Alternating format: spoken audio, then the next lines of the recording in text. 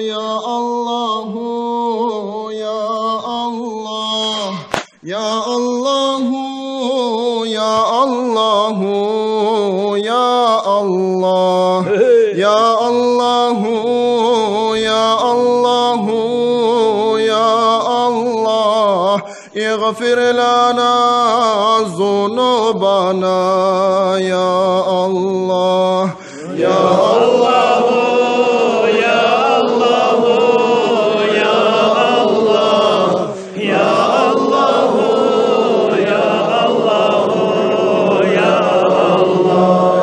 يا الله يا الله يا الله يا الله اغفر لنا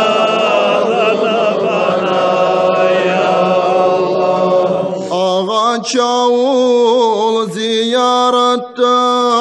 kaburum ol gennede savdayimik aburum nur tereksen tereklengen tamurun Ustazı biz Muhammed Muhtar Hacı Vali kızga ziyaretin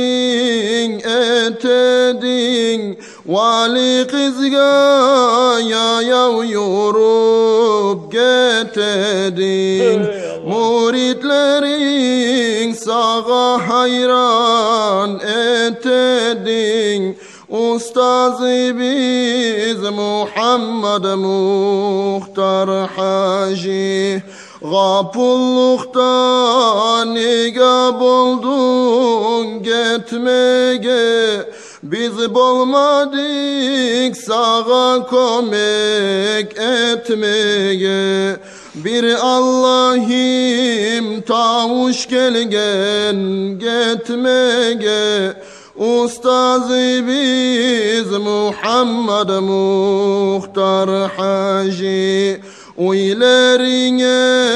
konak kalam gelgenne Oturmadın halal aşın aşama Paraullar hokun emmiz neçede Targulağa nege koyduk yaşama Paraulda ibamağa bav edin Halis kullar tayanağan tav edin Muritlerin sağa haşık etedin Ustazı biz Muhammed Muhtar Hacı Ya Allahu Ya Allahu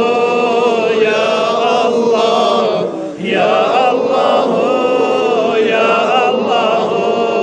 Ya Allah Ya Allahu Ya Allahu Ya Allah Eğfir lana